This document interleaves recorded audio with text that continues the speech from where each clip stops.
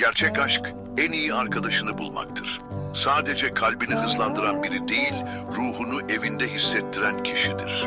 Aşk yalnızca kelebekler ve romantizmden ibaret değildir. Seni kahkahalarla güldüren, tuhaflıklarını anlayıp kendi tuhaflığını da paylaşan kişidir. Onun yanında zaman eriyip gider, mükemmel görünmek zorunda kalmazsın. Kendin olabilir, hata yapabilir, dağınık ve doğal halinle sevildiğini bilirsin. En güzel aşk, uzun bir günün sonunda ağır bir sırt çantasını çıkarmak gibidir. Sonunda sadece ben olabilirim.